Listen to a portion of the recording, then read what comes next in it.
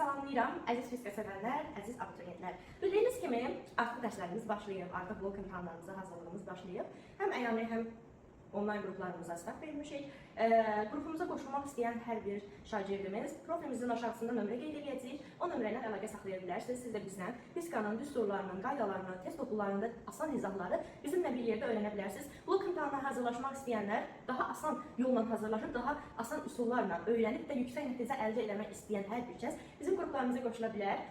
Daha öncə bir neçə söz demək istəyirəm ki sizə.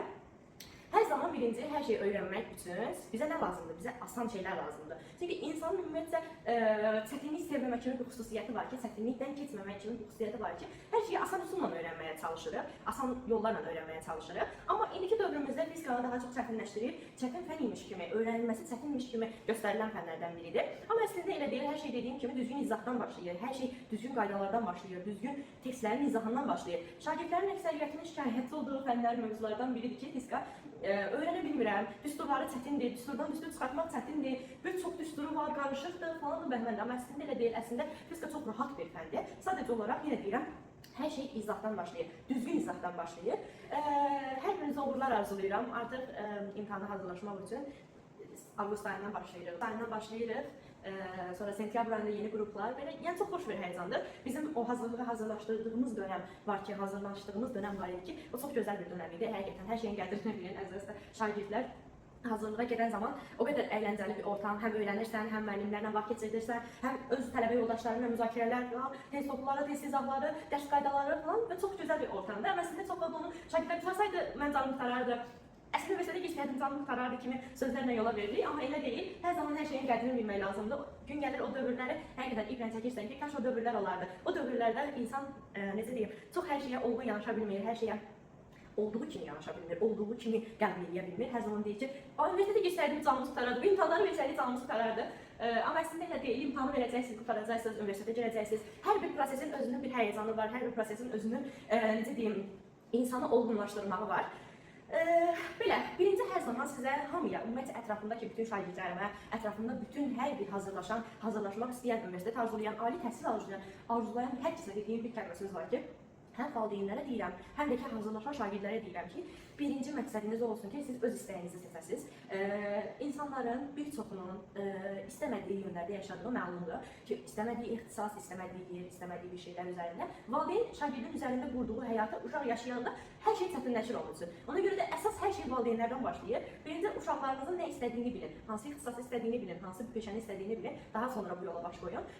Bir çox şagirdlər, bir çox tələbələr görmüşəm ki, mən kəsilirlər, imtahana keçə bilmirlər, həvəsləri olmur, oxuya bilmirlər, mövzuları qavramaqda çətinlik çəkirlər. Bunun başlıca səbəbi o şeyi istəməməkdir. İnsan özünün, necə deyim, özünün fərqinə varsa, hər bir şey edə biləcək bir kapasitədəsiz. Hamı, ümumiyyətlə hər kəs belədir. Sadəcə olaraq heç kim istədiyinə nail ola bilmədiyi üçün hər şeyinki dövründə ona çətin gəlir. Əsas da ki, yetkinlik dövründə olan uşaqlar mən bunu öyrənə bilmədim, mən bunu qavraya bilmədim, mən bunu başa düşə bilmədim və s. Çox bəhanələr sayıram. Çünki vaxtında o yollardan bizə keçmişik ki, indi biz bunun qədrini bilirik ki, deyək, kaş o dövrlər olardı, daha yaxşı vaxt keçirə bilərdik, daha necə deyim, hər şey öyrənərdik. İndi öyrənməklə məsəl, öyrənmişik, bitmişik bizim vaxtımızdan keçsə də, çətinlik çəkirdik. Daha sonra bütün gəldiyimiz dövrlərdə artıq çətinlik çəkirdik öyrənməkdə.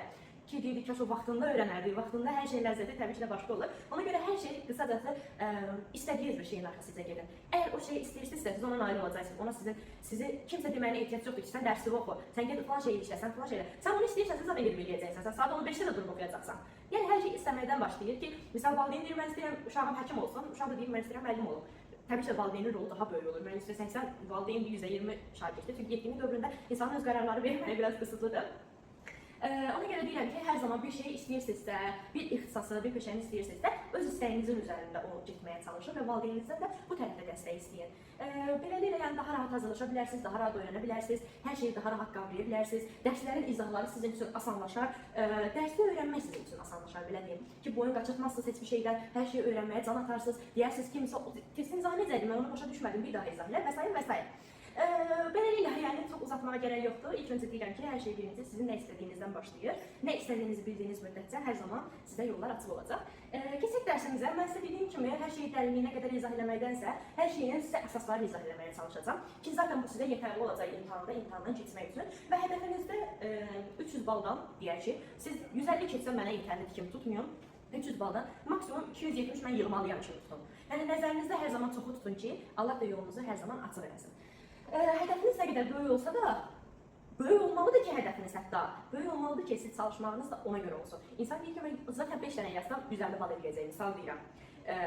Bir də deyir ki, mən 15 dənə 20 dənə yazmaq istəyirəm ki, 200 balı keçsin, 270 balı keçsin. Maksimum yığmaq istəyirəm misal. Ona görə də hədəflərinizi hər zaman böyük tutun ki, hədəfləriniz böyük olduğu müddətcə siz də get-gedə böyüyərsiniz. Gələk birinci mövzumuzda əsas olanları deyəcəyim sizə ki, yəni burada fizikada əsas nələr lazımdır bizə, testləri işləmək üçün bizə nələr lazımdır, qaydaları, hansı qaydaları bilməliyik biz, hansı qaydaları harada tətbiq eləməliyik və s. Birinci hər zaman bildiyimiz skalyar və vektorial kəmiyyətlər. Skalyar, başlayaq birinci mövzumuzdan. Fizikada kəmiyyət olaraq iki yerə bölünür. Skalyar kəmiyyətlər və vektorial kəmiyyətlər. Kəmiyyət olaraq iki yerə bölünür. Amma bunların hər birinin ayrı-ayrı izahı var. Yəni skalyar kəmiyyət başqadır, vektorial kəmiyyət başqadır və hər birinin ayrı-ayrı qayda üsulları var, yəni deyiliş üsulları var. Misal, gəldik biz skalyar kəmiyyətdən başlayaq. Skalyar kəmiyyət nədir? Skalyar kəmiyyət yalnız ədədi qiyməti olan kəmiyyətlər adlanır ki, biz buna skalyar kəmiyyətlər deyirik. Bəs yaxşı, ədədi qiyməti olmaq nə deməkdir? Skalyar kəmiyyətlərə misal göstərə bilərik zamanı, misal göstərə bilərik kütləni. İki dənə buradan götürdüm mən. Zaman və kütlə. Bəs yaxşı, indi bir zamanla bu T nəyə işarə olunur, M nəyə ifadə eləyir, A nəyə ifadə eləyir, B nəyə ifadə eləyir. Bunların hamısını zamanla biz keçəcəyik. Amma hal-hazırda izah eləmək üçün deyirəm ki, T zamandır, M kütlədir. Zaman T hərfi ilə işarə olunur, kütlə isə M hərfi ilə işarə olunur. Bunu bir mənalı olaraq əzbərləyik. T-nin vahidi nədir? Saniyə. Mən saniyəyə hansı bir vaxt deyə bilərəm? Deyə bilərəm ki, 5 saniyə. Ədəddir də, hansı bir ədəd deyə bilərəmmi buna? Deyə bilirəm, 5 saniyə. Bunun ədədi qiyməti var. Deməli, bu hansı kəmiyyət adlanır? Skalyar kəmiyyət adlanır. Daha sonra M kütlədir. Düzdür? Kütlənin vahidi nədir? Kiloqram. Kütlənin vahidi nədir? Kiloqram. Mən deyə bilirəm, misal 5 kiloqram. Bundan mən bir ədədi qiymət artıra bildim? Artıra bildim. Onda necə oldu? Deməli, mən bunu da skalyar kəmiyyət kimi götürə bilərəm. Yəni, T-dən M-i mən skalyar kəmiyyət kimi götürə bilərəm. Gəldik vektorial kəmiyyətə. Bunu silin, bununla qarışmasın. Daha sonra yenidən bir-birlərinə qarşılaşdıraraq. Gəldik vektorial kəmiyyətlərə. Vektorial kəmiyyətlər həm ədədi qiyməti var, həm də istiqaməti var. Yəni o kəmiyyətə həm istiqamət verir, həm də ki ədədi qiyməti var. Bu necə olan şeydir axı? Misal, V-ni götürə bilərəm mən. V nədir? Sürət. Sürətə hər hansı bir ədəd qoya bilərəm qarşısına? Təbii ki də. Amma istiqamət də qoya bilərəm. Misal, sürət deyir yazımızda ya. Misal, bu istiqamətdə gedir. Sürət həm ədədi var, həm də ki istiqaməti var. Onda mən buna nə deyərəm? Mən bunu deyərəm vektorial kəmiyyətdir bu. Amma skalyar niyə deyə bilmirəm? Çünki sürət deyir yazımızda. Bunun bir istiqaməti olmalıdır mı? Sürətin hansı bir istiqaməti olmalıdır da. Məsələn, insan üzərindən geçsək, mən bu qaydada gedirəm deyək ki, mənim istiqamətim bu tərəfədir və mənim sürətim var. Düzdür? Mən deyək ki, yavaş-yavaş gedirəm, belə. Mən istəsəm qasa-qasa da gedə bilərəm həmən yerə. Yəni, belə bir sürətim var, həm də ki istiqamətim var. Mən bu sürətlə ora çatmalıyam. Mənim istiqamətim bu yöndədir. Yəni, demək istədiyim odur ki, sürət həm ədədi qiyməti var, həm də ki istiqaməti var. Və bu necə kəmiyyətdir? Vektorial kəmiyyətdir. Vektorial kəmiyyətlər istiqaməti olduğu üçün oxla işarə edilir. Vektorial kəmiyyətlərin hər birisinin üzərində mütləq ki siz ox işarəsi qoymalısınız.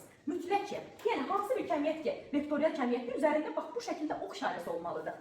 Gəldik bir dənə düstur üzərindən izah edeyim sizə. V bərabərdir S bölünsün T. Allah kəssin mənim S bölünsün T yazmağımı. Bir dəqiqə. Uzaqdan lövhə. Bu şəkildə V bərabərdir S bölünsün T. V-nin üzərindən ox qoyuram. Əgər bu vektorial kəmiyyətdirsə, bundan bu düzmü tanınsın daxı. Deməli, bu da vektorial kəmiyyətdir. Yox. Həm ədədi qiyməti var, həm də istiqaməti var. Baxın, bir daha izah edirəm. Baxın kəmiyyətlərə. Əgər siz skalyar və vektorial kəmiyyətlərinizi yadınızda saxlaya bilmirsən ki, bu hansı vektoriallar, hansı skalyar kəmiyyətlərdir, siz belə yadınızda saxlaya bilərsiniz. Məsələn, işarələri bilirsən. Məsəl, sürətin işarəsi bilirsən V-dir. Sürətin işarəsini bilirsən V-dir. S-in də işarəsini bilirsən ki, S yoldur, yəni yol deməkdir.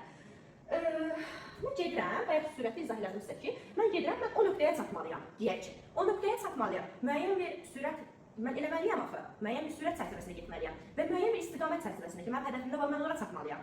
V də elə bir şeydir, həm ədədi var, həm də istiqaməti var. Mən buna deyərəm, bu vektorial kəmiyyətdir. Misal gəlirəm S-ə, yoldur, düzdür, yol da həmin qaydadır. Yoldur, mən bu yolu gedirəm, mən bilirəm ki, arası çatmalıyam ya yox. Mən bildim ki, o yolu getdiyim müddətdə mənim istiqamətim də var, həm də getdiyim yolun məsafəsi var. Düzdür ya yox.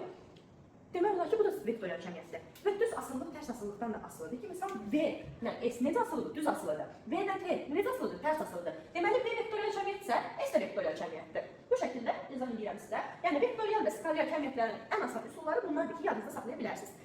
Daha sonra, bunlar vektorial və skalar cəmiyyətləri izahı. Daha sonra keçirik başqa bölmələrin izahlarına.